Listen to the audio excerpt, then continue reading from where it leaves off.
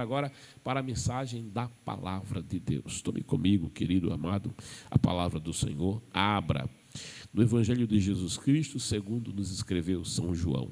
Tome comigo a palavra do Senhor. Evangelho de Jesus, segundo nos escreveu São João. Tome comigo a Bíblia Sagrada, você que tem a palavra de Deus. Você a tem em papel, é uma bênção. Você a tem no meio digital, é a palavra de Deus. Se você a tem em pergaminho, que privilégio, né? Tem em pergaminho. Eita, é a palavra de Deus do mesmo jeito. Se você a tem feita em peles, né? Também se utilizava peles, né? Para escrever a palavra. Se você a tem, sim, também é a palavra de Deus. Se você a tem, querido, em pedra, é a palavra de Deus. Não importa o formato. Às vezes as pessoas se preocupam com o formato, né? Relevante não é o formato. Relevante é o conteúdo da mensagem. Amém? Esta palavra é fiel e verdadeira, ela alimenta. É feliz daquele que aguarda na mente e no coração. Como diz o salmista, escondi, guardei a tua palavra no meu coração, para eu não pecar contra ti. Que você possa tê-la, não é, nos teus frontais, amém? Para guiar o teu pensamento, que você possa tê-la, né, amarrada, né, aos teus braços, né, os filactérios, para que o teu proceder seja conforme esta palavra, amém? Mas o importante não é o ato lúdico de como você leva a palavra. O lugar melhor para ela estar é na tua alma, é no teu coração. Examina-a diariamente, é a palavra de Deus. Tome comigo, Evangelho segundo João, capítulo de número 8. Diz a narrativa sagrada sob a epígrafe A Mulher Apanhada em Adultério. Diz assim: porém Jesus foi para o Monte das Oliveiras e pela manhã cedo tornou para o templo, e todo o povo vinha ter com ele. Então, assentando-se, os ensinava. E os escribas e fariseus trouxeram-lhe uma mulher apanhada em adultério, e pondo-a no meio, disseram-lhe: mestre, esta mulher foi apanhada no próprio ato, adulterando. E na lei nos mandou Moisés que as tais sejam apedrejadas. Tu, pois, que dizes? Isto diziam eles, tentando, para que tivessem do que o acusar. Mas Jesus, inclinando-se, escrevia com o dedo na terra. E como perseverassem perguntando, endireitou-se e disse-lhes: aquele que dentre vós está sem pecado, seja o primeiro que atire pedra contra ela. E tornando a inclinar-se, escrevia na terra. Porém, ouviram eles isto, e acusados pela consciência, saíram um a um, começando pelos mais velhos até aos últimos. Ficou só Jesus e a mulher que estava no meio. E endireitando-se Jesus e não vendo ninguém, mais do que a mulher, disse-lhe: mulher, onde estão aqueles teus acusadores? Ninguém te condenou? E ela disse: ninguém, Senhor. E disse-lhe Jesus: nem eu também te condeno. Vai e não peque mais. Oh, glória a Deus. Bendito é o nome do Senhor. Amados, é tempo de festa em Jerusalém. É um momento de celebração do povo de Deus em Jerusalém. É a chamada festa dos tabernáculos. Uma festa de grande importância em Israel, porquanto se celebrava a colheita. Ah, coisa gloriosa, celebrar a colheita, né? O ano foi bom. As primeiras chuvas vieram, amoleceram a terra. O semeador semeou a semente. Deus enviou o sol. Olha que coisa gloriosa.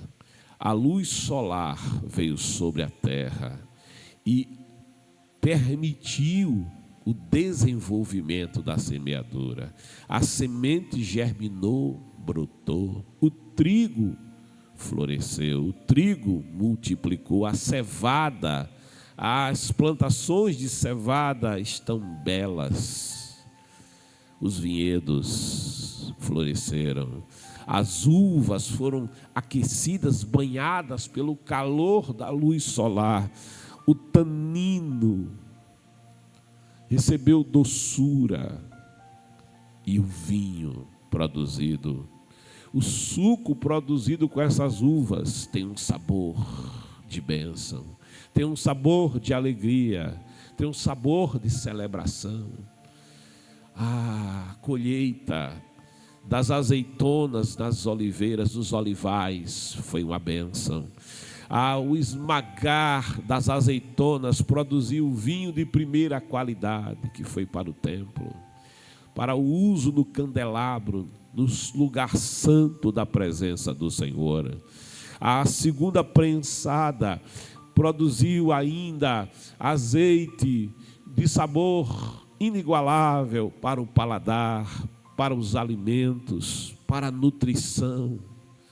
Ainda se aproveitou da terceira prensada, quando o que restava ainda de azeite foi então coletado, e isso para uso, para a produção de uso medicinal, para produzir remédios, para produzir materiais de uso na higiene, na higienização. Sabe, a terra está repleta, os pomares estão repletos, os armazéns estão repletos, há trigo, há alimento, há alegria. Aqueles que trabalharam na colheita foram pagos, receberam recompensa. Sabe quantos que estão com a pele, não é, dourada pela luz solar, de um trabalho feito, de um trabalho realizado, de um trabalho cujo esforço, sabe, foi recompensado. Que coisa gloriosa. É tempo de festa, é festa das colheitas, é tempo da nação se reunir em Jerusalém, das cabanas, dos tabernáculos que lembravam, que celebravam o período em que aquele povo tabernaculou na presença de Deus. Por 40 anos no deserto, uma geração inteira esteve na presença do Todo-Poderoso. De dia, o sol não lhes chamuscava a pele. De dia, o sol não era agressivo à sua visão, aos seus olhos. Não trazia calor demais, não havia insolação, porque a presença do Senhor estava por cima como uma nuvem, trazendo cuidado, proteção e refrigério. De dia há o cuidado dele, de dia o refrigério dele, e à noite a sua presença aquecendo, a sua presença iluminando, a coluna de fogo que ali estava com eles toda noite, aquecendo, toda a noite iluminando. Sim, o basilisco não se aproximava dele. Sim, o escorpião que estava ali naquela região não se direcionava para eles, nenhum dano acontecia no meio deles, porque havia o cuidado da presença do Senhor. Era tempo de rememorar aquele período em que, estando eles tabernaculando no deserto, logo cedo pela manhã na segunda-feira, e tinha orvalhado, e o orvalho tinha se transformado em maná, em alimento que tinha sabor de mel na boca, alimento que nutria, alimento que supria dia após dia, não faltava o cuidado, não faltava o suprimento, não faltava a proteção, não faltava o seu amor. Oh, que coisa gloriosa! E a nação agora se reúne em Jerusalém, e eles armam acampamento em toda a cidade, e os homens vieram celebrar ao Senhor. A nação se reuniu na presença do Senhor, nas praças, nas ruas, em todo lugar onde era possível, nos terraços, eles armavam tabernáculos, eles improvisavam cabanas e se utilizavam, não é, das folhagens, dos salgueiros, das folhagens, das diversas, não é, das diversas espécies de plantas que haviam e árvores que haviam, palmeiras, e estruturando ali aquela cabana que era toda improvisada, era temporária, e habitavam ali temporariamente, e se lembravam do cuidado de Deus, e se lembravam de um Deus que habitou e escolheu aquele povo e o elegeu em graça, não em merecimento, mas em graça, para ser seu povo, para habitar no seu meio. Um Deus santo que separou para si uma nação santa, um povo para a sua adoração. Que coisa tremenda! É nesse ambiente de festa, é nesse ambiente celebrativo que o Senhor Jesus, Ele veio desde a Galileia, Ele veio à Judéia, Ele subiu ao território de Moriá, Ele está em Jerusalém. Estando Jesus em Jerusalém, ainda não tendo se revelado, o povo pergunta por ele, o povo indaga dele, mas aonde ele está? Aonde ele está? Ele estava no meio deles, eles não percebiam, até que ele se revela, e quando ele se revela, ele declara para aquela nação sedenta, ele declara para aquela nação que tinha um vazio no seu interior, uma nação que conhecia o Deus que estava lá no Santo dos Santos, de ouvir falar, mas que não tinha uma real comunhão com ele, corações sedentos. E quando eles vêm trazendo água desde a fonte do enviado, quando eles vêm trazendo em procissão esta água, ele se revela e diz: quem tem sede, venha a mim e beba. Ele é o Siloé, ele é o enviado de Deus, porque aquele que beber da água que eu lhe der, nele se fará uma fonte que salta para a vida eterna. Tentam prendê-lo naquela festa, mas aqueles que vão prendê-lo, aqueles serviçais do templo, aquela guarnição do templo, que tem ordem para prendê-lo, ao se aproximar dele, ouve palavras que, trouxeram paz ao coração, ouvem palavras que nutrem aos seus corações e as suas vidas. Ele é a luz do mundo, ele é a fonte das águas vivas, ele é o que batiza com Espírito Santo e com fogo, ele é o pão da vida. Se quem come deste pão tem a vida eterna. O seu corpo é a verdadeira comida e o seu sangue é a verdadeira bebida. Ele é aquele que veio para dar vida e vida em abundância. Quem o segue não andará em trevas. Aqueles que se aproximam dele são impactados pela sua presença, e ainda que tenham ido com ordem para prendê-lo, não conseguem executar a ordem. Eles estão paralisados pelo amor, eles estão impactados pela glória. Os seus corações se regozijam na sua presença. Está ali o desejado de todas as nações, está ali a semente da mulher, está ali o Cordeiro de Deus que tira o pecado do mundo, está ali o Verbo que se fez carne, está ali a luz que resplandeceu no meio das trevas, está ali aquele que dá vista aos cegos, aquele que purifica os leprosos, aquele que liberta os oprimidos, aquele que liberta os cativos, está ali aquele que perdoa de todo o pecado, está ali bem diante deles, ao alcance alcance deles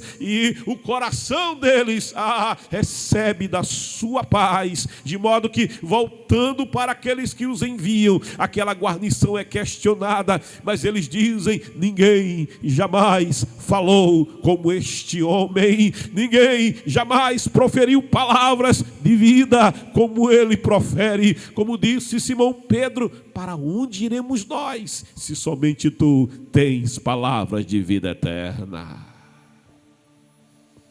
Enquanto que os adversários dele confabulam, enquanto que os adversários dele tramam contra a vida dele, querem pará-lo, querem impedi-lo, querem sufocá-lo, sabe, desde o seu nascimento que querem pará-lo, desde o seu nascimento que querem derramar o seu sangue, desde o seu nascimento que ele é perseguido, desde o seu nascimento, sim, que o adversário, que o inimigo tenta impedir que ele cumpra a vontade do Pai. Mas sabe, ele é aquele que havia declarado, dizendo: a vida é minha, ninguém tem poder de tomar a minha vida, sou eu que dou a minha vida e a faço voluntariamente, faço porque é a vontade do meu Pai, por isso o Pai me ama, eu tenho poder para dar a minha vida e poder para tomá-la de volta.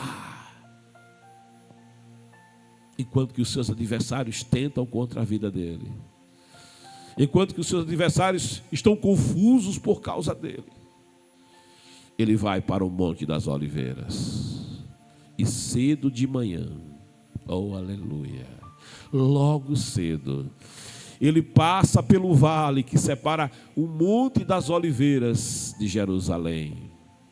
E passando ele pelo vale, e subindo ele o caminho que leva para o templo, ele logo cedo, diz a palavra, pela manhã, no versículo 2, e pela manhã, cedo, logo cedo, oh aleluia, que coisa maravilhosa, é quando a nossa manhã, ela é reservada para a comunhão com Deus, é quando a gente oferece a Deus as nossas primeiras forças, os nossos primeiros pensamentos, aleluia. Oh, bendito é o nome do Senhor.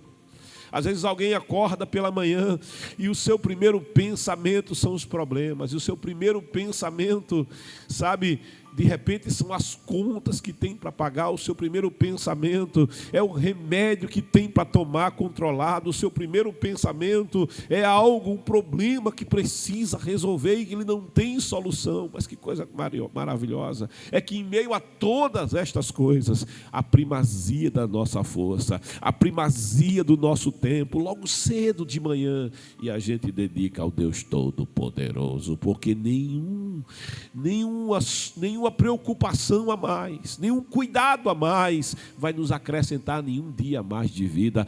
Toda a nossa preocupação e não nos acrescentará um único fio de cabelo na cabeça, ao contrário, pode até perder o único fio que ainda resta.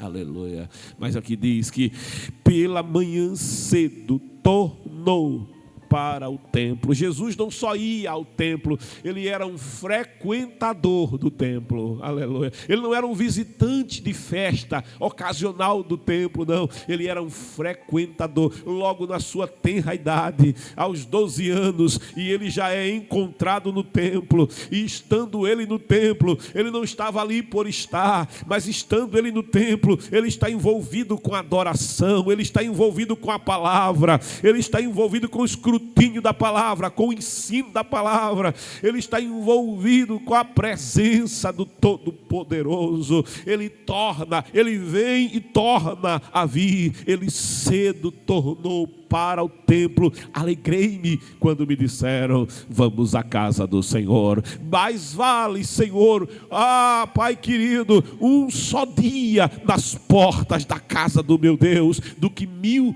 dias em qualquer outra parte. A bondade, a misericórdia me seguirão todos os dias da minha vida, e habitarei na casa do Senhor por dias que não têm fim. Uma coisa pedirei ao Senhor e a buscarei, que eu possa habitar na sua casa, que eu possa habitar no seu santo templo. Bendito é o nome do Senhor. Que coisa gloriosa é esta proximidade com Deus. Logo cedo tornou para o templo, e diz a palavra, e todo o povo vinha ter com ele.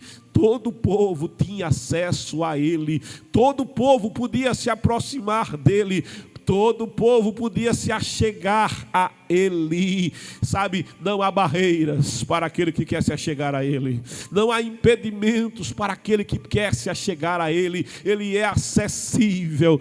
Não, ele não é apenas o Deus de longe, que habita na inacessível luz. Ele não é apenas o Deus que se senta no alto e sublime trono, para quem os moradores da terra são pequenos como gafanhotos. Ele não é apenas aquele que se inclina para ver o que se passa na terra. Ele não é apenas o Deus de longe, mas ele é o Deus de perto. Ele é aquele que habita com o quebrantado, ele é aquele que habita com o contrito, ele é aquele que habita com aquele que o busca, aquele que o adora. Ele é aquele que procura o verdadeiro adorador, e a verdadeira adoradora que o adora em espírito e em verdade.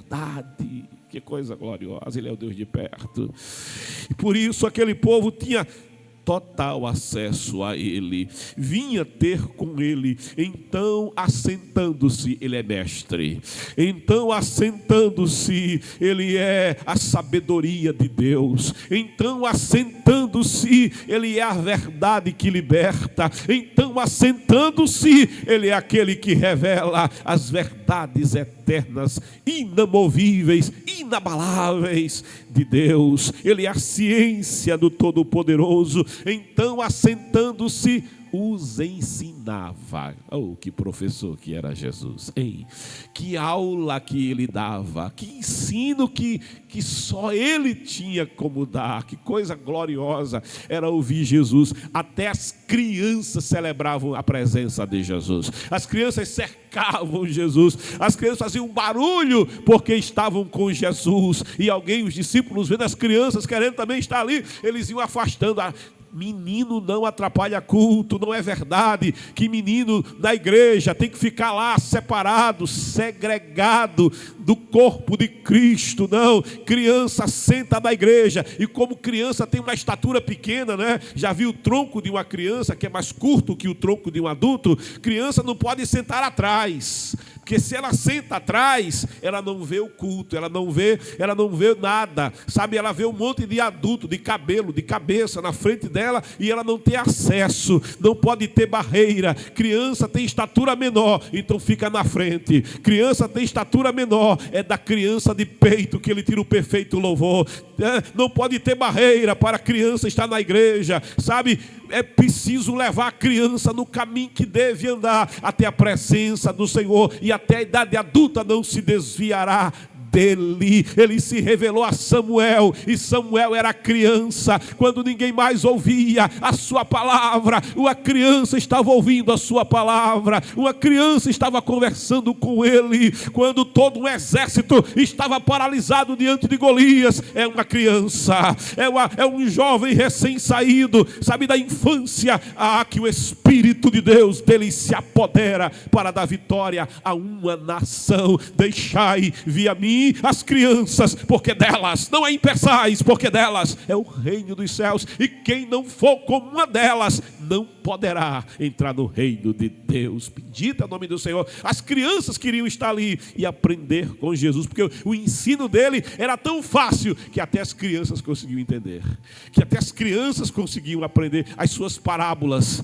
O seu ensino era maravilhoso. Ouvir Jesus. E é nesse clima de ensino, ali, naquele pátio, naquele lugar, sabe? E eu faço uma conjectura que devia ser o pátio das mulheres, aonde tanto homem quanto mulheres tinham acesso, não é? Logo ali após o pátio dos gentios, aonde os estrangeiros tinham acesso, havia o pátio das mulheres. E eu penso que é no pátio das mulheres que ele está, ali perto do gasofilácio, onde as pessoas ofertavam. Mas é cedo de manhã e Jesus já está dando aula. É cedo de manhã e Jesus já está ensinando a palavra, e as pessoas estão ouvindo nesse clima glorioso.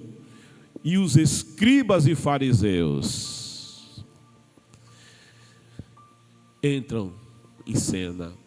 E os escribas e fariseus, que eram os doutores da lei, os escribas e fariseus, que eram os ultra-religiosos, os escribas e fariseus, que eram os santos e separados, os escribas e fariseus, que se vangloriavam de dar o dízimo até da contagem dos grãos, para que não desse o dízimo errado, mas se esqueciam, segundo Jesus, que os confronta do principal da lei, o amor, a misericórdia, a justiça. Os escribas e fariseus que se fizeram adversário do Senhor Jesus, porque eles, sendo a luz do mundo, ao iluminar as suas vidas, revelado que eles eram puros por fora, mas eram podres por dentro.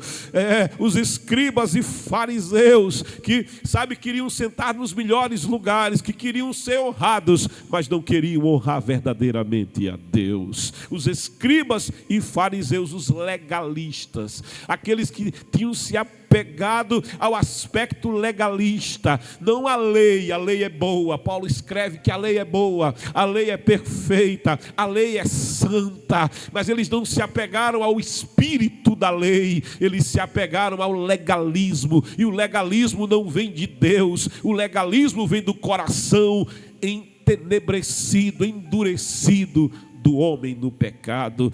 Estes fariseus religiosos trouxeram-lhe uma mulher apanhada em adultério. Veja, é curioso como o escritor sagrado identifica aqui uma mulher apanhada em adultério. É isso que eles apresentam logo cedo para Jesus. Eles vêm trazendo uma mulher e que, como o texto diz, foi apanhada no ato do adultério. Eu não sei se ela estava bem vestida. Eu não sei se ela teve tempo de se vestir.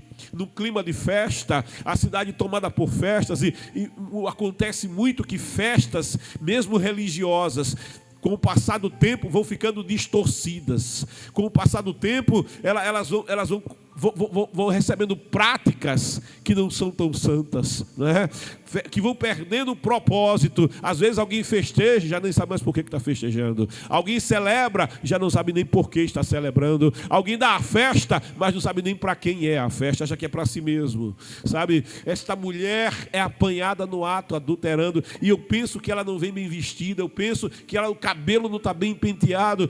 A situação dessa mulher, cercada por religiosos, por ultra-religiosos, não há ali nenhum rosto amigo, não há ali nenhum rosto apresentando para ela qualquer possibilidade de misericórdia, qualquer possibilidade, do caso dela ser indultado. Não há ali nenhum desejo de fazer-lhe o bem. Também quem está ali não está preocupado com a moralidade da cidade. Se eles estivessem preocupados com a moralidade da cidade, ao lado do templo tem um culto ao Deus pagão. Ao lado do templo estão ali aqueles que estão celebrando ao Deus da medicina, o Deus grego da medicina, a Esculápio. Bem ali estão aqueles que estão no tanque, esperando que as águas sejam movidas, porque há uma crendice pagã que diz que quando aquelas águas se movem, quem desce aquelas águas é curado. Veja que crueldade. O paralítico não podia descer, porque mesmo que as águas se movessem, se fosse verdade, ele não tinha perna para andar. E o cego que estava ali esperando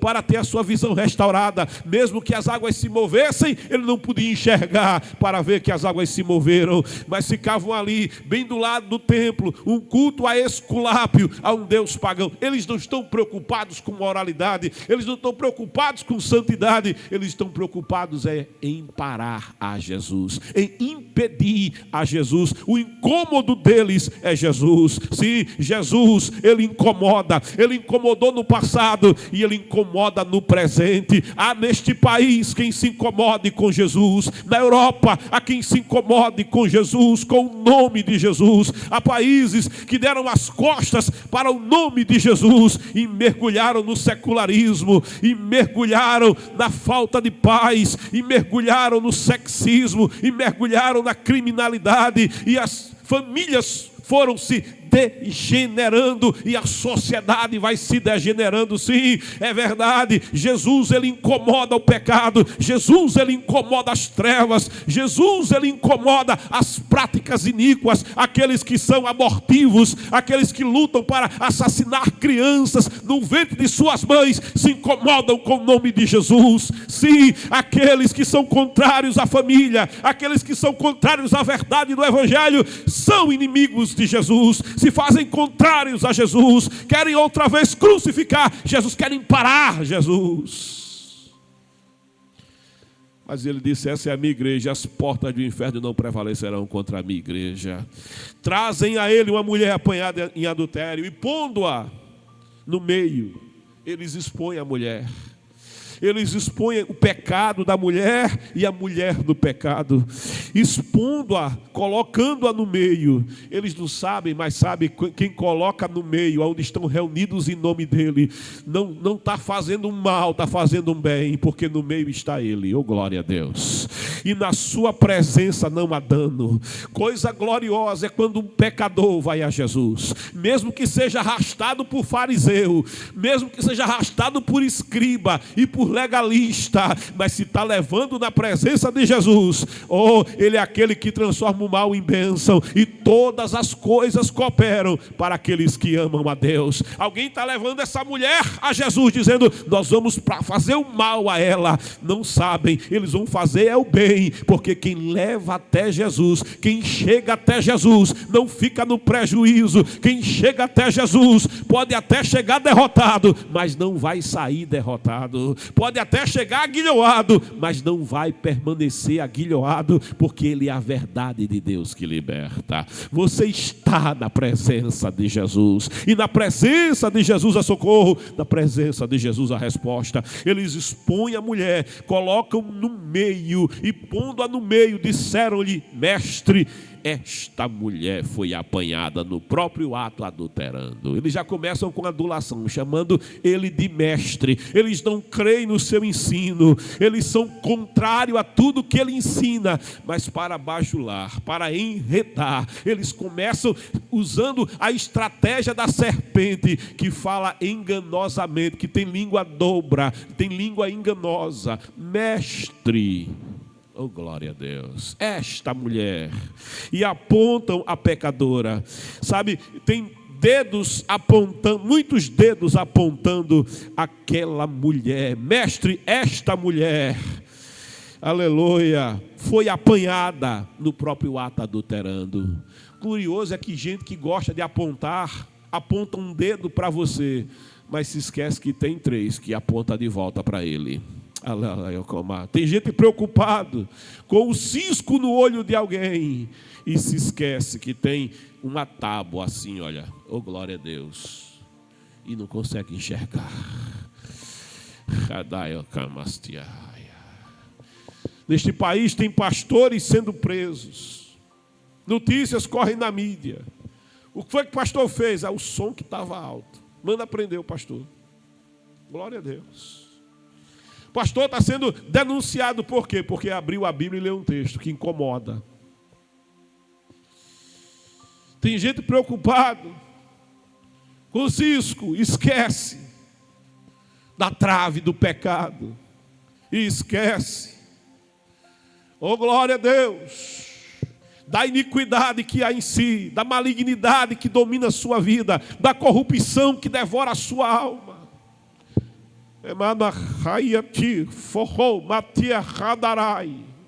O pior cego não é o cego, mas o pior cego é aquele que não quer ver, que se recusa a ver.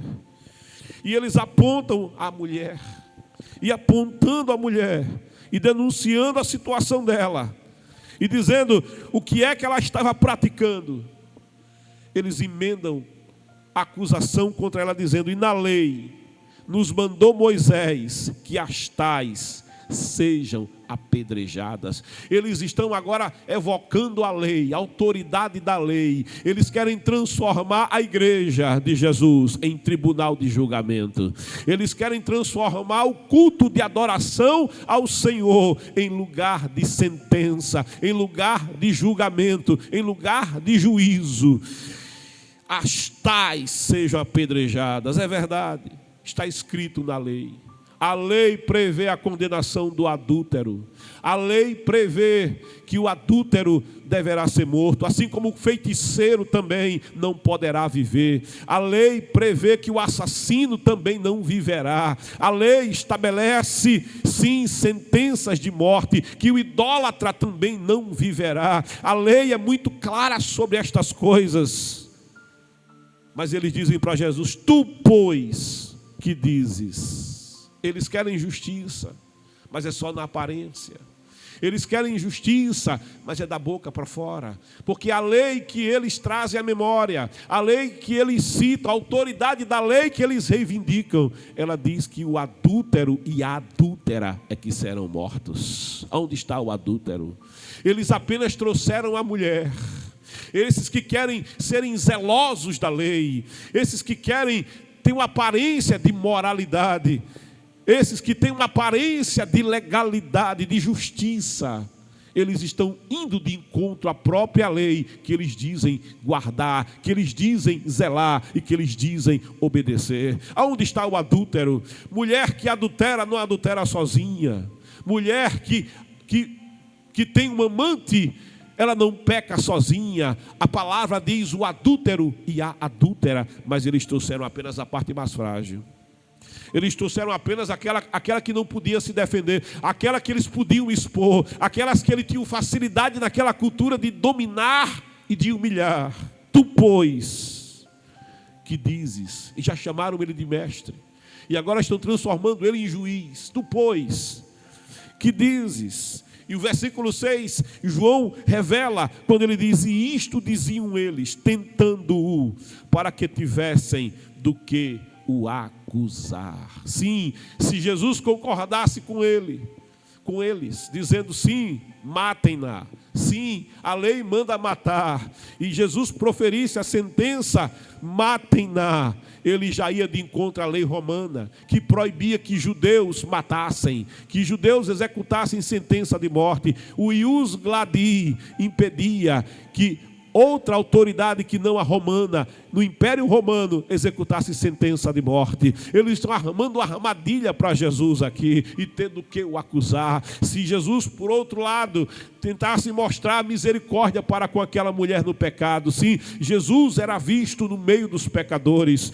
Os fariseus o criticavam, porque ele era visto comendo com os publicanos. Os fariseus o criticavam, porque até as prostitutas tinham acesso a Jesus. As pessoas estavam perto de Jesus, enquanto que os fariseus estavam separados das pessoas e não queriam contato com quem não fosse fariseu. Eles se escandalizavam com Jesus, porque o leproso se aproximou de Jesus, quando ninguém podia se aproximar do leproso, mas o leproso se aproximou de Jesus e não foi apedrejado, se aproximou de Jesus e não foi enxotado, se aproximou de Jesus, adorou Jesus e disse: se tu quiseres, tu podes curar-me, te fatia, tu podes, oh aleluia, tu podes mudar a minha vida. E Jesus tocou em quem ninguém toca. Ele tocou no leproso, ele fez carinho no leproso, ele curou a alma do leproso, ele restaurou o coração dilacerado do leproso e o purificou e disse: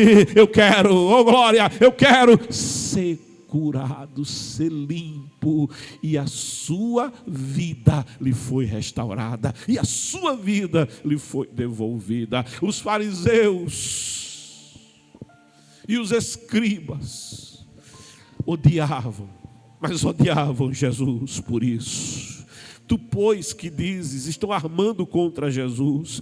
Se Jesus mostrasse misericórdia àquela mulher, se Jesus dissesse não a apedrejem, eles iam dizer: ele é contra a lei de Moisés. Se Jesus dissesse não a apedrejem, eles iam acusá-lo de heresia. Não havia saída para Jesus. Eles confabularam, eles usaram o seu conhecimento legalista para dizer: aqui a gente pega ele. Não porque eles queriam justiça, o que eles queriam era parar Jesus. Tu, pois, que dizes? Mas Jesus, inclinando-se, escrevia, catacrese, escrevia com o dedo na areia.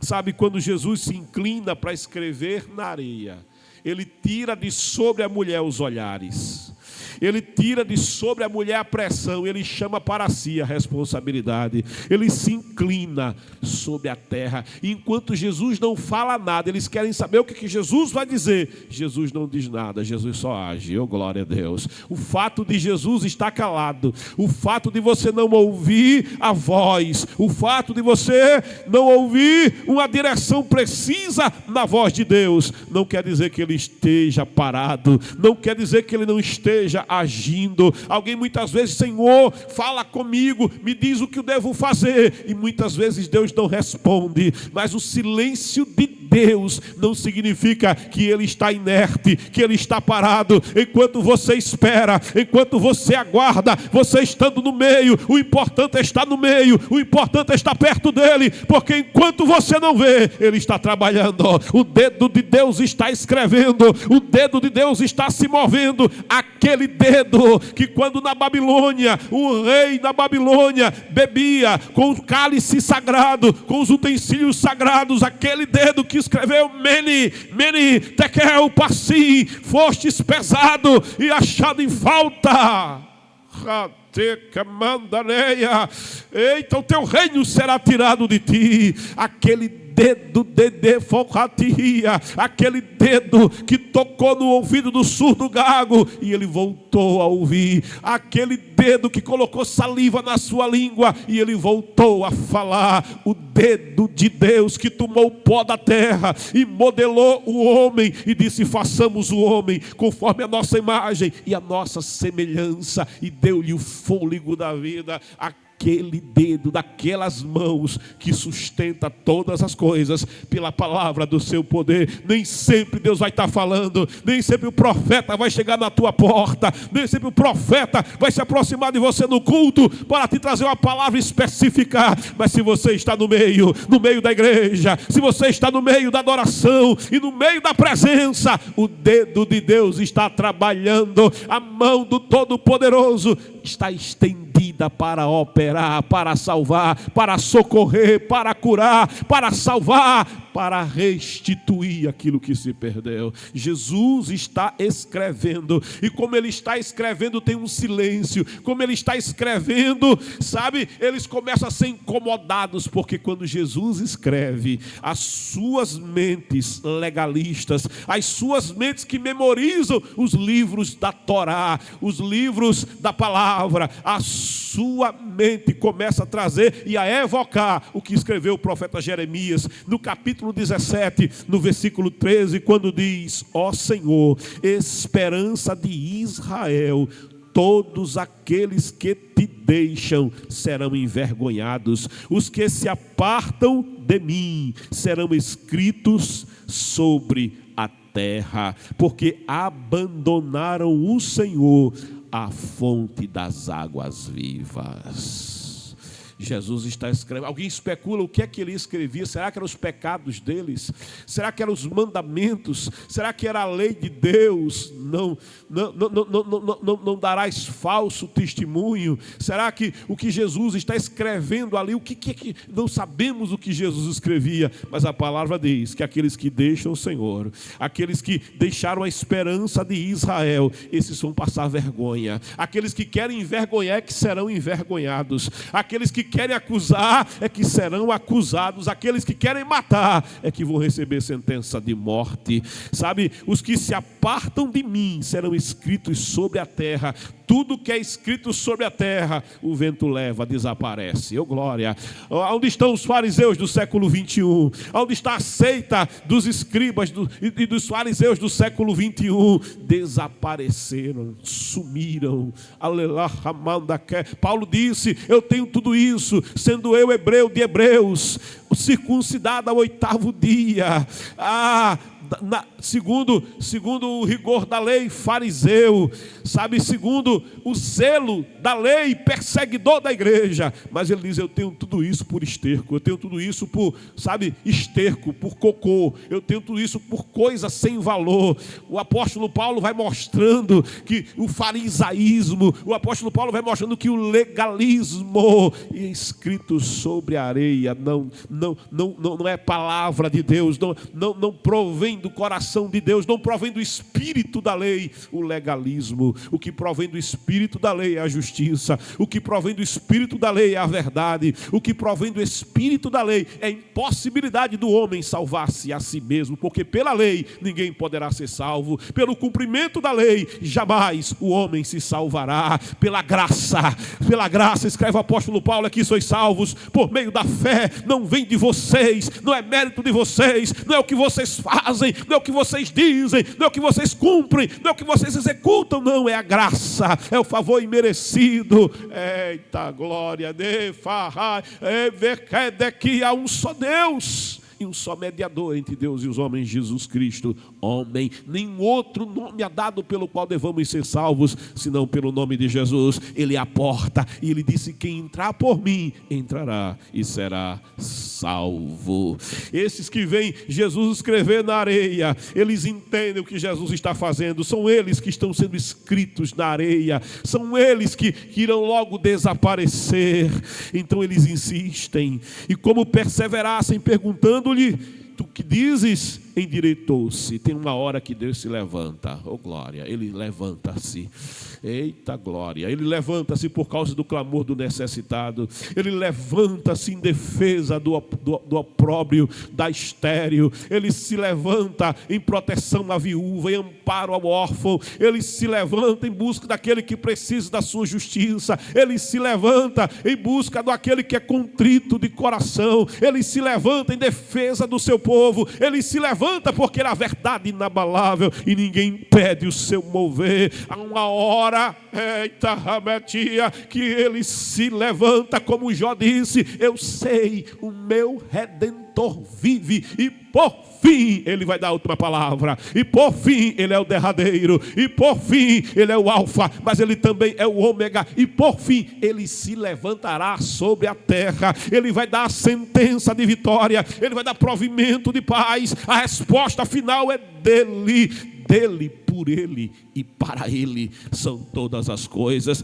Ele se levanta, e como eles insistissem, perguntando-se, endireitou-se e disse-lhes: aquele dentre vós sem pecado, anamatetos, aleluia, aquele dentre vós sem peso da consciência, aquele dentre vós que nesta causa está de consciência limpa, aquele dentre vós que está verdadeiramente em busca de justiça, segundo o espírito da lei e não o legalismo do vosso coração, aquele dentre vós que é pela verdade, aquele dentre vós que é pela paz, aquele dentre vós que é pela graça, pela misericórdia, pela justiça, pelo real espírito da lei, aquele dentre vós sem pecado, seja o primeiro que atire pedra contra ela. É verdade, a lei manda matar, mas um pecador não tem legitimidade para ir de encontro a outro pecador.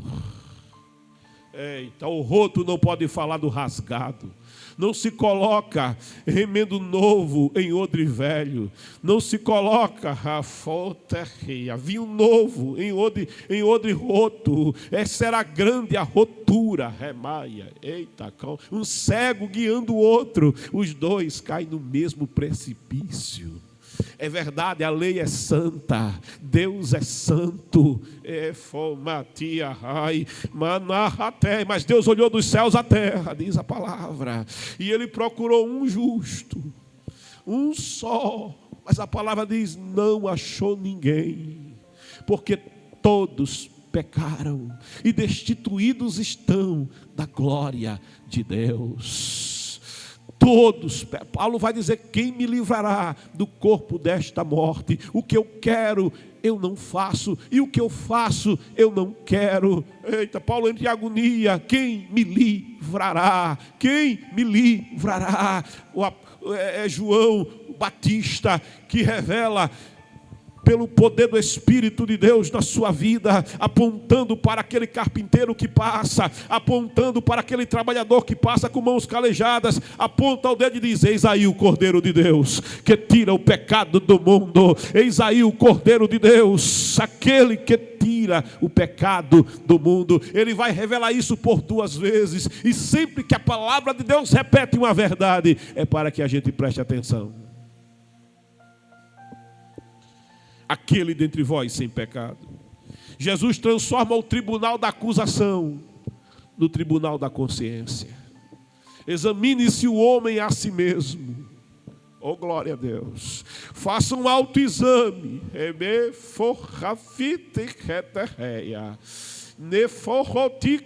Diante de Jesus não servem máscaras. Diante de Jesus não servem desculpas nem subterfúgios. Não, Ele é a verdade de Deus. Tu me sondas e conheces o meu coração. Vê se há em mim algum caminho mau. Jesus traz eles para o tribunal da consciência. Traz eles para o tribunal do autoexame, do autoescrutínio. Jesus faz eles focarem, não cisco no olho da mulher, mas a tábua, a pilastra que está bem diante deles, e todo o seu farisaísmo, e todo o seu legalismo, e toda a sua lavação de mãos, e todas as suas vestes, e maneira de ser, e maneira de vestir, e não os justifica diante de Deus. E eles continuam no pecado, porque o salário do pecado é a morte. Neles não há paz, neles não há vida. A religião não lhes traz a paz, a religião não lhes traz a vida. Não há gozo de salvação, não. Há apenas ódio, há apenas aparência. A podridão está do lado de dentro, a morte está do lado de dentro, e o sepulcro caiado do lado de fora.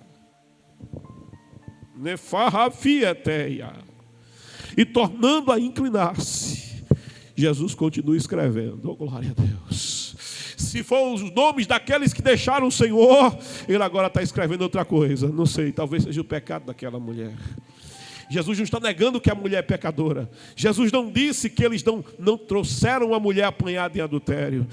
Talvez seja o registro do pecado daquela mulher. Não adulterarás, está na lei. Não, 10 coisas Deus tem para escrever, mas Ele não esquece do casamento. Ele não esquece daquilo que sustenta uma família, daquilo que é fundamental numa família. É um casal que vive em fidelidade. O cordão de 3 dobras não arrebenta com facilidade. É o marido, a esposa e a presença de Deus. É a terceira dobra que conserva o casal. Um casal que tem comunhão com Deus, tem comunhão entre si. Um casal que anda em fidelidade, que Deus odeia o divórcio. Também o adultério. Não adulterarás. Talvez seja isso que Jesus está escrevendo ali naquela areia. Deus foi a testemunha principal da união entre você e a sua esposa, entre você e o seu marido. E Jesus aqui está escrevendo,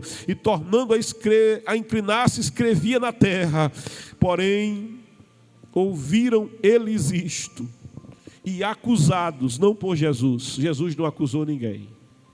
Porque Deus enviou o seu Filho ao mundo não para condenar o mundo, está escrito, mas para que o mundo fosse salvo por ele. Jesus não os acusou de nada, porém ouviram eles isto, a palavra do Senhor, a verdade de Deus, e acusados pela sua consciência saíram.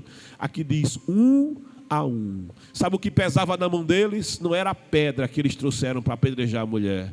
Sabe o que pesava na mão deles? Era a dureza dos seus corações. Sabe o que pesava na mão deles? Era o seu próprio pecado, era a carga de pecados que os esmagava. Eles se tornaram conscientes que eles estavam sendo esmagados pelo seu próprio legalismo, um a um, começando pelos mais velhos. começando pelos mais sábios, pelos que estudaram mais, pelos mais religiosos, pelos professores dos professores, sim, começando pelos que viveram mais. Quem viveu mais teve mais tempo para pecar. Quem viveu mais teve mais tempo para errar. Quem viveu mais, eita glória, mafarratinha. Tempo não perdoa pecados, tempo acrescenta, dá oportunidade de aumentar a culpa e o pecado. Aqui, um a um, começaram pelos mais velhos até aos últimos, ficou só Jesus. Só Jesus salva. Ficou só Jesus liberta. Ficou só Jesus, o nome sobre todo nome. Ficou só Jesus, aquele que se levanta, aquele que tem a última palavra. Ficou só Jesus, a graça manifesta de Deus e a mulher.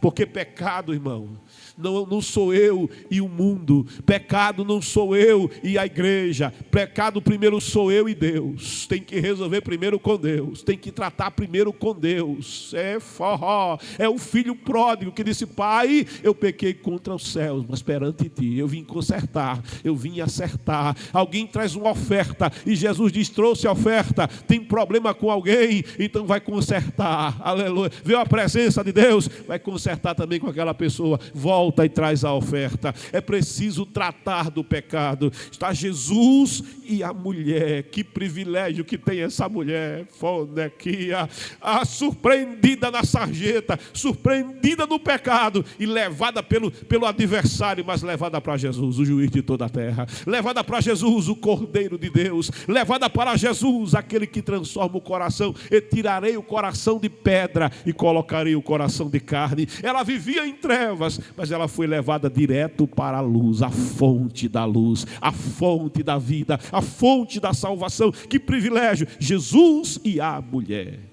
Eita glória! Jesus e a mulher que estava no meio está a presença, no meio está a adoração ao Deus Todo-Poderoso, no meio está a graça, no meio está a misericórdia. Lá no Calvário terão 3 cruzes, mas é no meio que está a porta que salva. Lá no Calvário tem 3 cruzes, mas o sangue que purifica de todo o pecado está no meio. Lá no Calvário tem 3 condenados, mas a justiça, a justiça substituta de Deus está no meio. A graça está sendo revelada no meio. É por causa de quem está no meio que a barreira do pecado é rasgada, é rompida, o véu vai se romper e um novo e vivo caminho vai se abrir. A mulher estava no meio, endireitando-se Jesus.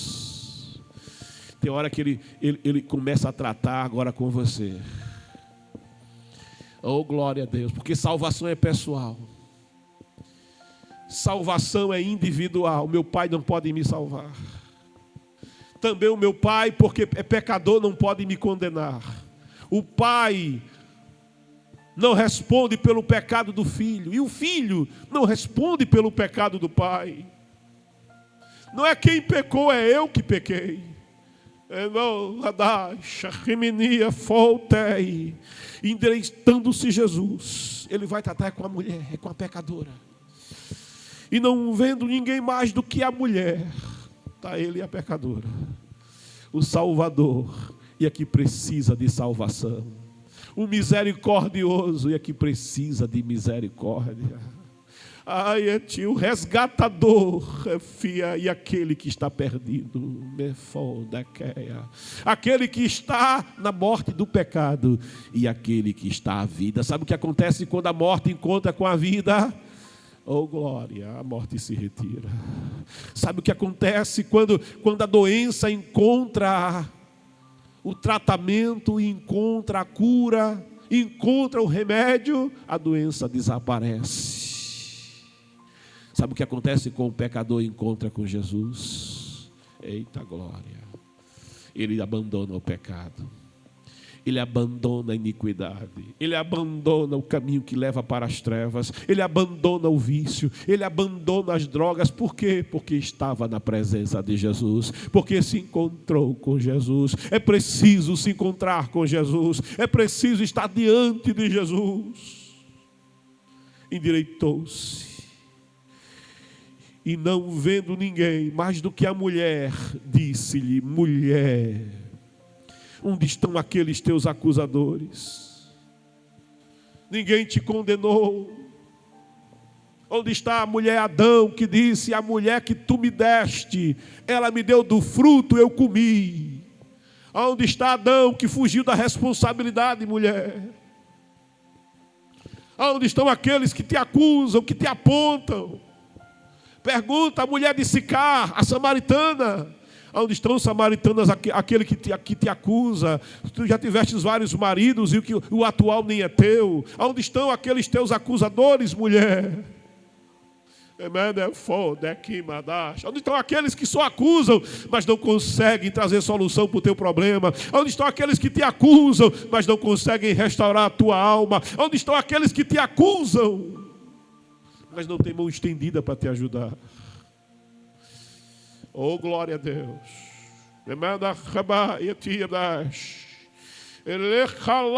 Incapazes de carregar um pecador até a presença do Senhor para a salvação. Onde estão aqueles que te acusam? E ela disse: ninguém, Senhor, porque todos pecaram e destituídos estão da glória de Deus. No passado pecaram, no presente pecaram, no porvir, no futuro pecaram, porque todos pecaram, e não há rei e nem rainha, não há padroeiro nem padroeira, nem grande e nem pequeno, nem rico e nem pobre, nem preto, nem branco, nem amarelo, nem vermelho, Fosteia, porque todos pecaram, estão debaixo da mesma condenação e sentença. Ninguém te condenou? Ela disse: ninguém, Senhor. E disse-lhe Jesus: nem eu também te condeno. Eu não vim te condenar, eu vim te resgatar. Eu não vim te condenar, mas eu vim te tirar do charco do pecado. Eu vim te tirar das águas bravias do mar do pecado que querem devorar a tua alma e devorar a tua vida. Eu não vim te escravizar, eu vim te libertar. Se pois o Filho vos libertar, verdadeiramente sereis livres. Nem eu te condeno. E aqui Jesus diz para ela: vai, Ele está libertando você. Vai, os grilhões estão caindo. Vai, a prisão está abrindo. Vai, Ele está dando liberdade nesta hora. Vai, mas não peca mais, porque o pecado é para a morte, não é para a vida. Jesus não está aqui dizendo que o pecado está correto. Jesus não está aqui dizendo nem protegendo o pecado. Jesus não protege o pecado, pelo pecado Ele entregou a vida. Jesus não protege o pecado, pelo pecado Ele foi à cruz. Jesus não protege o pecado, pelo pecado Ele verteu a sua vida. Ele entregou o seu sangue, Ele passou o vitupério, Ele foi abandonado no Calvário pelo pecado. Jesus não justifica a condição do pecado. Jesus, Ele justifica o pecador. O alvo dele é o pecador. Deixa eu dizer para você, o alvo dele é você, não a prostituição. Ele quer salvar a prostituta. O alvo dele não é o homossexualismo, o alvo dele é o homossexual. Deixa eu dizer para você, o alvo dele não é o vício, não é o consumo da maconha, não é o consumo da heroína. O alvo dele é o viciado, é você que Ele redime, é você que Ele liberta, é você que Ele transforma. Ele arranca um coração de pedra e Ele dá um coração novo. Ele te liberta, Ele te redime, Ele te transforma. Como eu faço para ser salvo? Entrega a vida a Ele. Entrega a vida a Ele, Ele vai mudar você. Entrega a vida a Ele, Ele vai te restaurar. Entrega a vida a Ele, Ele vai te transformar. Entrega a vida a Ele, aquilo que você não pode fazer, Ele vai fazer. A adúltera não podia ser livre por si mesma, mas Jesus pode libertar a adúltera. O homossexual não pode ser livre do seu pecado por si mesmo, mas Jesus pode salvar o homossexual. A prostituta não pode ser livre da sua prostituição por si mesma, mas Jesus te livra da prostituição. O corrupto não pode ser livre da corrupção por si mesmo, porque é escravo dela, mas Jesus liberta da corrupção. Entrega a Ele a tua vida. Aquele que tiver a vida por preciosa, perderá a sua vida. Mas aquele que não tiver a vida por preciosa e entrega a vida a Ele, vai, do jeito que você está sujo, do jeito que você está exposto pelo pecado, do jeito que você está maltrapilho, aguilhoado, preso. Mas se você disser, Jesus Cristo é o meu Senhor, se com a tua boca confessares, Jesus Cristo é o meu Senhor, verdadeiramente serás salvo, verdadeiramente serás salva, liberta, porque Jesus é aquele que redime a tua alma. Eu paro aqui e te faço um convite. Vem para Jesus agora, escreve: eu quero Jesus. Toma essa decisão. Eu quero Jesus. Eu quero entregar minha vida para Jesus. Terramatia, camateia. Eu quero forratimicandaré. Eu quero vida nova, vida em abundância. Faz como Zaqueu. Vem para Jesus. Faz como Bartimeu, clama o nome de Jesus. Pede misericórdia ao Senhor Jesus, a solução para você, a esperança para você, a esperança para a árvore cortada. Que na terra, a sua raiz morreu, da terra seca, mas ao cheiro das águas brotará, ele tem vida outra vez. Ao cheiro das águas recebe vida de novo. Ao cheiro das águas, ao cheiro das águas e viverá de novo. Vem receber vida agora, escreve: eu quero Jesus. Pai amado e santo, oh glória, eu te louvo, Pai, pelo Leandro Santos, que já disse: eu quero Jesus.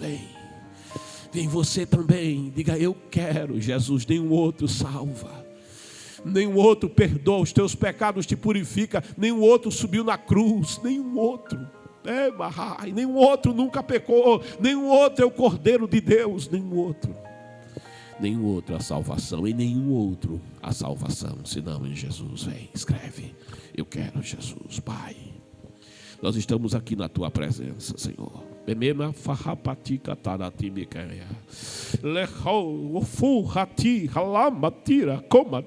é a tua salvação, Senhor. Oh Pai querido, não é que nós mereçamos alguma coisa, não merecemos. Somos réu da justiça, da tua palavra, da verdade que diz, Senhor, que a sentença para o pecador é a morte, porque o pecado separa o homem de ti, o pecado é contra a vida. Sim, Senhor, o pecado, Pai, nos rouba a vida, o pecado destrói a mente, o pecado destrói a sociedade, destrói a família, o pecado destrói o homem, Senhor, mas a tua salvação restaura, o teu perdão, o preço que foi pago. A salvação é graça, mas não foi de graça. O Senhor pagou o preço lá no Calvário. O Senhor derramou o seu sangue, sim, para que todo aquele que nele crê, diz a tua palavra, não pereça, mas tenha a vida eterna. Pai, o Valdeci está dizendo: eu quero me reconciliar. Recebe de volta. Tem festa no céu, né? Eu comando aqui. Tem festa no céu, né? Espírito de Deus que dá vida, Espírito Santo que renova, Espírito Santo que revela a palavra. Ah, Senhor, te louvo pela tua salvação. Nós te louvamos, Pai, pela tua salvação. Abençoa, Pai querido, nosso amado, a nossa amada aqui do outro lado ora conosco, e na tua presença, Pai. Se coloca na tua presença, está. E Senhor, e clama pelo teu amor, e clama pelo teu socorro, e clama pelo teu agir. Envia a tua resposta nesta hora. Tu és o Deus que dá vida, e vida em abundância. Tu és aquele que nos dá a verdadeira paz, Senhor. Pai querido, cada vida que neste momento tem um encontro contigo, escreve o nome no livro da vida do Cordeiro. Lava, purifica no sangue da cruz. Firma na tua presença, firma no corpo de Cristo, que é a tua igreja, ó Senhor. Deus Santo, te apodera dele e dela. Toda maldição, Senhor, nas suas vidas, toda maldição, cai, todo grilhão, Pai, quebra, abre toda a prisão, que eles tenham vida e vida em abundância. Por isso nós te louvamos e a ti rendemos graças no nome de Jesus. Eleva os meus olhos para os montes, eu me pergunto: de onde virá o meu socorro? O meu socorro vem do Senhor que fez os céus e a terra. Ele guardará a tua entrada e a tua saída, desde agora e para sempre. Quero agradecer às nossas levitas que vieram ter conosco nesta manhã. Obrigado.